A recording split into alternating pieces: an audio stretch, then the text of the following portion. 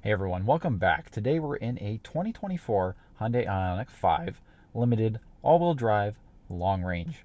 MSRP on this is just shy of $59,000. We have a 77.4 kilowatt hour battery that gets about 260 miles of range. It charges on level 2 in just over 7 hours.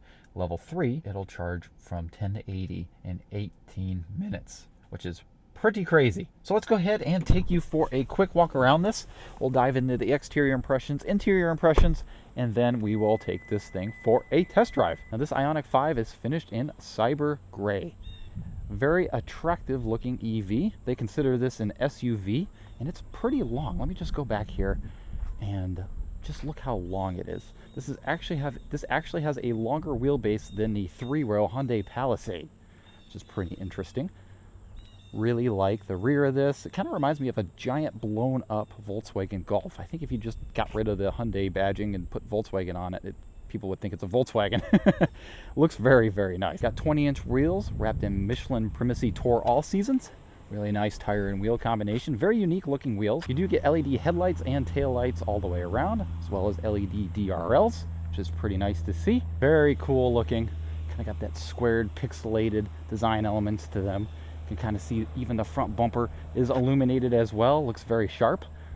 Let's go ahead and take a look at the trunk real quick. You do get a power liftgate back here. Very nice to see. Nice cavernous space. No spare tire, unfortunately, but you do get a cargo cover, and those seats will fold down pretty easily. You can't release them back here. You actually have to go up there and do it, which is a little bit unfortunate, but it reveals a lot more cargo space. Speaking of the back seat, let's go ahead and climb in back here. You do get the H-Tex leatherette surfaces. Very premium feeling. Very nice place to be back here. You do get peasant blockers on both sides, as well as ambient lighting, as you can see. A couple map pockets back here, some rear I/O, a little bit of storage down here. A couple cup holders there in the center. And this does have a very nice panoramic sunroof that opens in the middle. Beautiful. Absolutely beautiful. So a quick shot of the dash there. You have dual 12.3-inch screens there. Pretty nice, modern, and very sleek looking. Under the hood is absolutely nothing but a small frunk that can store the level 1 charging cable that this comes with, and that's about it. But I guess while we're talking about what's under the hood, since this is an EV, this does make 320 horsepower and 446 pound-feet of torque. So thanks, buddy. 0 to 60 on this is about 4.5 seconds, so it is a pretty quick SUV, and not a slouch at all. Did forget to show you guys the charge port. Let's go ahead and take a look at that real quick. It is motorized, which I don't particularly care about. I just wish it was a cover like any other car, like a gas cap, but you do get your standard CCS charging right there, and it tells you the battery level right there as well. Close it with just a push of a button. These doors, these back doors specifically, they are pretty heavy and kind of hard to close. You do kind of see that these door handles are recessed when the vehicle is, driving or locked for aerodynamic reasons. Be interested to see what this does in the winter. I hope I can get one of these in the winter time to kind of test the range and those door handles, but I think they would freeze up.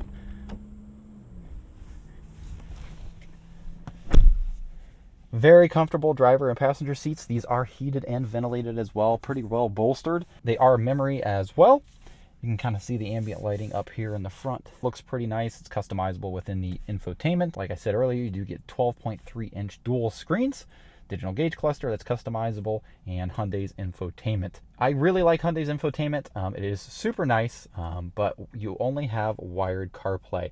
For 2025, they will be updating this vehicle to have wireless CarPlay, but 2022 to 2024 is just wired only, which is a little bit unfortunate. This is kind of the previous generation infotainment from Hyundai. Not that it's bad, it's actually really good. It doesn't lag hardly at all and is, pretty responsive, but that is something to keep in mind. Also new for 2025 is a rear wiper. As you can see, there's no rear wiper back here, and that's kind of unfortunate because I kind of didn't clean this vehicle on purpose just to show this for the video, how dirty it's gotten. And it won't pick it up probably in the video, just how the visibility is reduced. But for 2025, they did add a rear wiper, which is super nice to see, and I can't wait to get my hands on a 2025. Down through here, you do get a dual zone climate controls, as well as a customizable button that leads you directly to whatever you want. I chose CarPlay for this, but like I said, no complaints with the infotainment here. This dual zone climate system, I don't particularly care for. I don't think it's very intuitive, and I know they've updated it for 2025 to make it a little bit more user friendly. For example, in order for me to even engage the heated and cooled seats, I have to do everything through the infotainment, which is unfortunate. I really don't like to see that. I think that is just not very user friendly and just a pain. You do also get a heated steering wheel as well. And down here is very interesting. Everything's a flat load floor, and this center console can move forward and backward to kind of allow for some, passenger space, stretching out and stuff like that. I kind of wish this was a bench seat. This would be really cool if this was a bench and we could have a 6-seater car, like an old Crown Vic or something like that. Some storage down there, USB port for the CarPlay. That's the only USB port that does CarPlay. 12-volt outlets. Couple cup holders here. You do get a wireless charger down here and a little bit of storage. This armrest folds up and also reveals a little bit of space that you can put stuff in. Do get a decent sized glove box. Auto dimming rear view mirror with HomeLink, and also digital as well. Illuminated visor mirrors. Yeah, overall I really like this cabin. It's very futuristic. Some design elements are questionable. They've addressed it in 2025, which is pretty nice to hear. A lot of people actually are confused a little bit on how to close the door because they don't see that there's no handle, and you just have this cavernous opening over here that you can grip and close the door. It's pretty funny to watch people try to close the door in this thing. Really like this cabin. Very good quality. No squeaks or rattles this week so far, and no complaints at all. So with all that being said, I think that about takes care of all the interior and exterior features. If I think of something along the way, I'll let you guys know on the drive. So let's go ahead and take this for a spin. And before I do that, please be sure to like the video. It helps me as a smaller creator and promotes the video to others, and gets in the YouTube algorithm. You guys all know how that works, so that'd be super helpful if you guys could like it real quick. And if you don't mind subscribing as well. I publish car reviews weekly, and a lot of good vehicles coming up very soon, so stay tuned for that. So with all that being said, let's go ahead and take this for a spin. You do have Hyundai's rotary shifter here as well. We've seen it in multiple other Hyundai products recently. I really like it. It's pretty intuitive. Forward to go forward, twist it backwards to go backwards. This also does have a 360 camera as well. Forgot to mention that. And then press in on the lever to go into park. Super intuitive, not too complicated. So we'll go ahead and start out in eco mode here. There are 3 drive modes to choose from. There is eco, normal, and sport. Eco, I believe, only engages the rear motor and keeps the front motor out of the picture to kind of allow for that best efficiency. And then normal, obviously, does the same thing, but if more power is needed or there's slip, it will engage the front motor. And then sport is just, insanely fast all the time. Sport definitely increases the throttle response. It makes it super sensitive, and allows for the most power. You do have Hyundai's blind spot mirror cameras, which is really nice. I love them so much. It's super nice on the highway. They also do have a heads-up display as well. Super nice to see.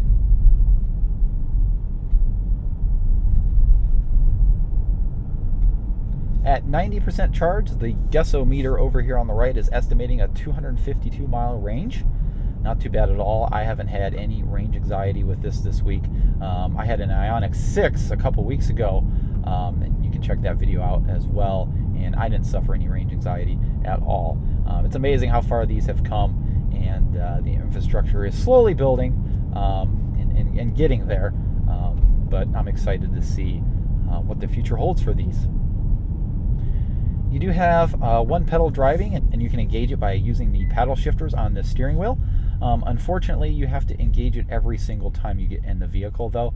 When you get into the vehicle, it defaults to a level 3 regenerative braking, which is not quite, one pedal driving. It's pretty strong, but it's not super, it's not, gonna bring you to a stop like one pedal is.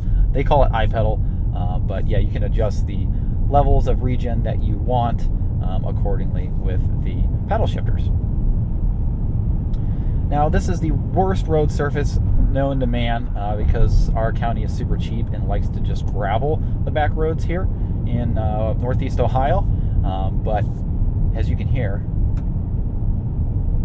it's very quiet in here, and it's probably not picking it up very well through camera. Compared to other vehicles that I've been in, this is super, super quiet in here. It's very close to the Lexus RX I had just a few weeks ago.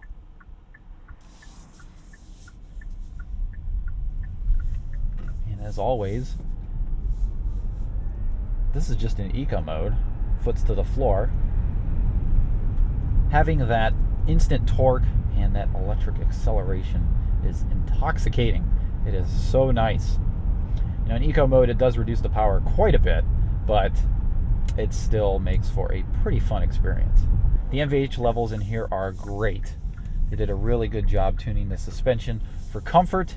It's not too bouncy and it's not too harsh. For this having 20-inch wheels, you'd never know, honestly. Do have traffic sign recognition as well. It'll pop up in the gauge cluster in the heads-up display, which is nice to see.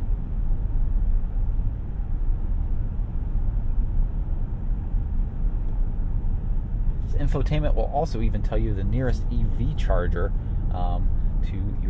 from your location, and will navigate you there as well, which is nice to see. Just click that button and we'll route you to it. EV screen even shows you, how much range you would get if you turn the air conditioning off. Really like the quick access button to go to CarPlay. There's also a quick access button on the steering wheel up here as well that you can customize to go whatever screen you want. It's nice to have some customizability on menus, so you're not just locked into hunting around in the infotainment. All right, let's go ahead and do a quick 0 to 60. Let's go ahead and put this into sport mode and take this out of iPedal. Come to a complete stop and floor it.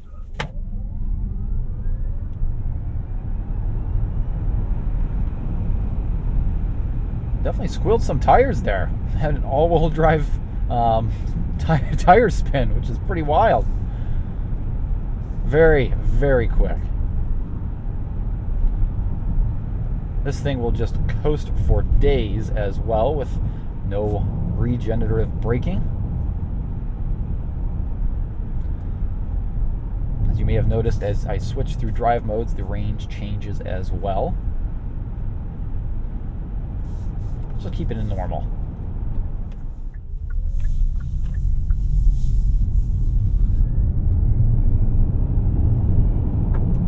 This vehicle is just so quick. It is so quick.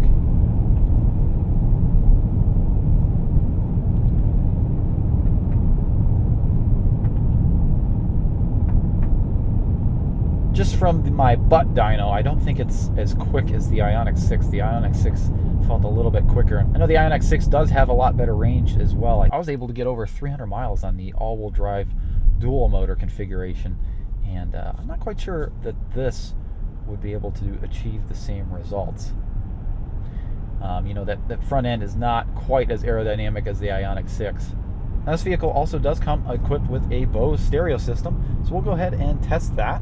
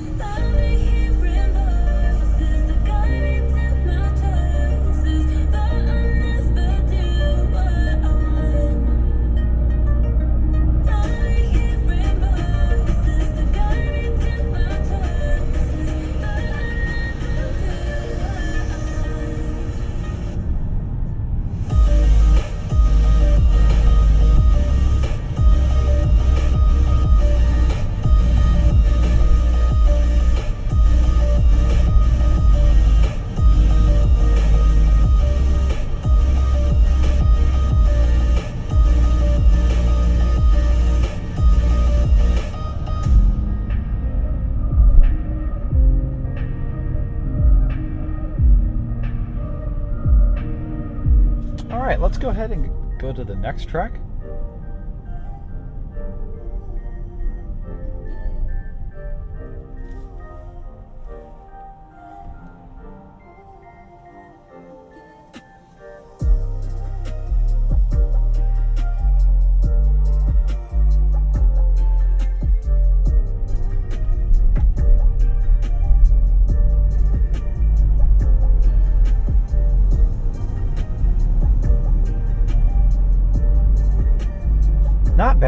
Not bad at all. I'd rate this a high B tier, low A tier system.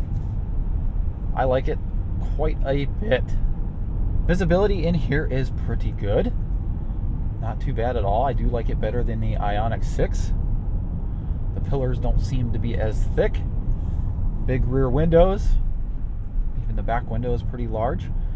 A little asterisk on the visibility part. Not having a rear wiper is kind of a bummer. But like I said, they addressed that in 2025. You could always just use the digital rearview mirror as well if you want. I just like a traditional mirror. I find that a little distracting, honestly.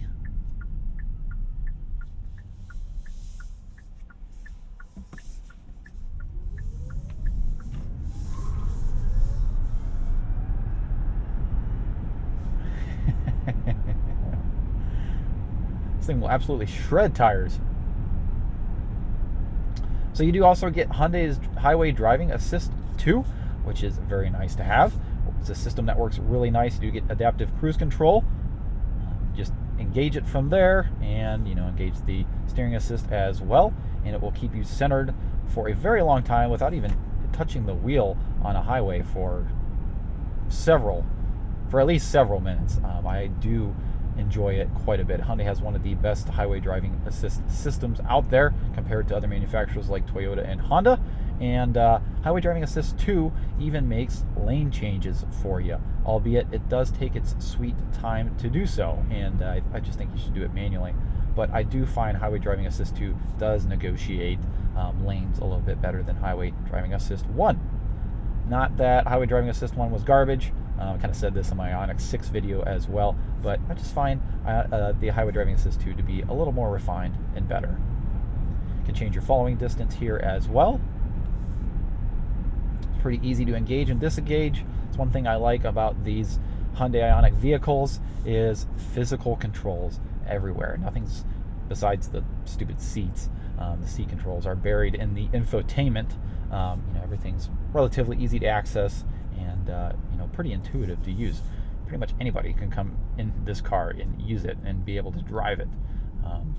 Not have to worry about how to put the thing in drive or what. Now the steering in this vehicle is extremely vague, very vague. No feedback, hardly at all. It does handle relatively well because you do have that lower center of gravity, like all EVs do.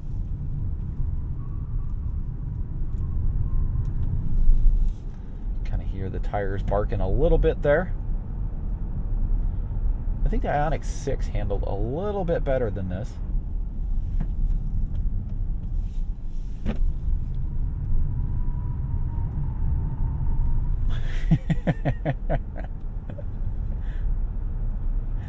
Yeah, you can definitely feel the weight of this car. I think this car weighs just over 4,500 pounds, maybe 4,600 pounds, if I remember correctly.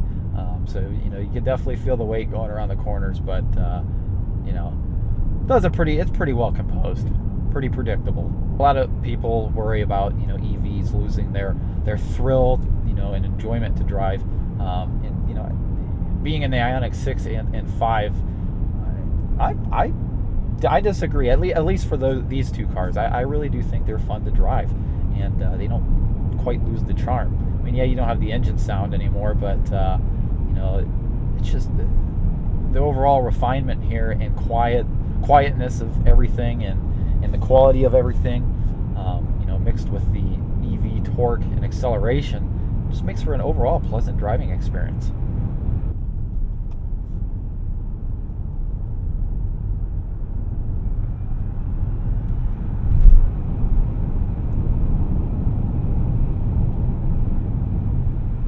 It's not a whole lot of wind noise either. overall, even though this thing, the front is kind of like a brick, overall, it's a very nice ride. There you can kind of see a good example of why this thing needs a wiper. I'm not sure if it's picking it up in the rear view mirror for you guys, but that rear window is trashed.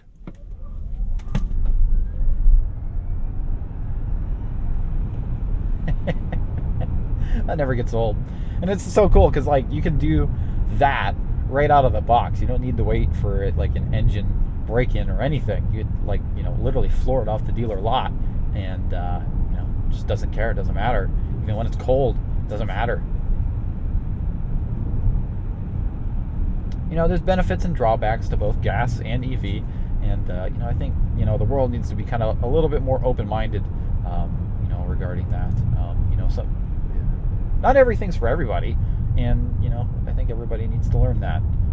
I also think a good life lesson to learn as well, without getting too preachy into the video and politics and stuff, but trying things before judging them is a pretty important thing as well. And I kind of judged EVs before I had the opportunity to drive one, and I had my opinions about them, but at the end of the day, you really don't know what you're talking about until you try it.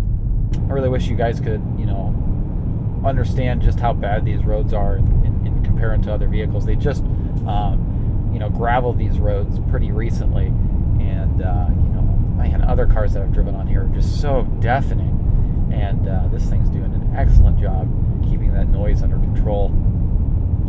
Put it in sport mode and do a mid-range acceleration. Holy cow, we spun the tires at 28 miles an hour.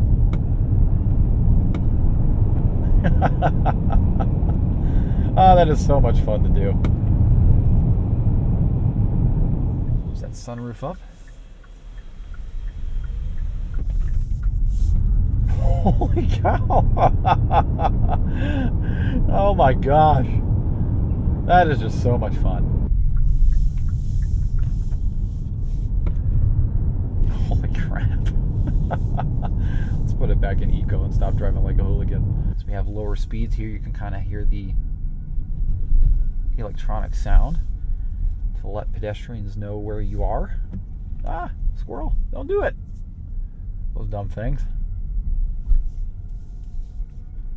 I do have a couple party tricks to show you guys before we conclude the video. Now this seat turns into a lounge seat with a press of button, and I will show you guys how that works. You just press this button down here for 1 second. It says make sure there's enough space in the rear seat, and then press the switch again, and then we'll let this performance magic open the sunroof.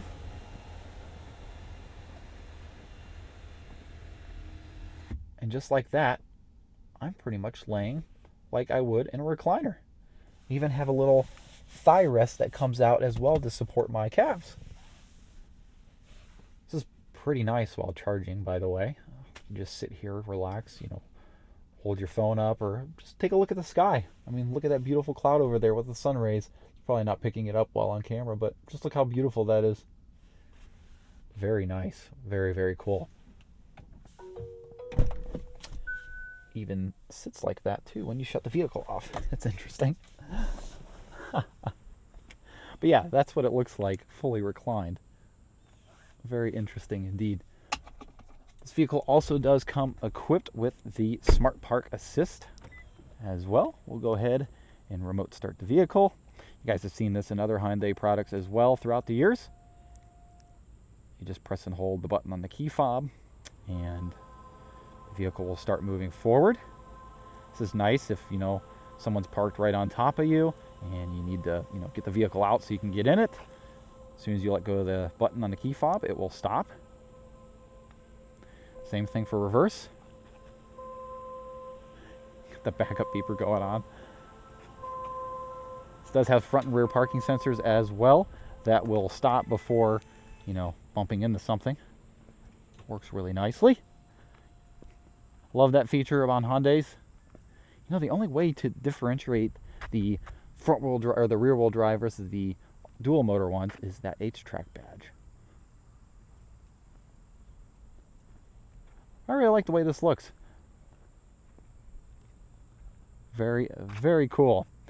Well, guys, thanks to Hyundai for sending me this vehicle this week and allowing me to film it. It's been a pleasure. Please be sure to like and subscribe and follow me on Instagram at Paul's Place YT for some additional content and behind the scenes. And we'll go ahead and see you guys in the next video. Take care, everybody.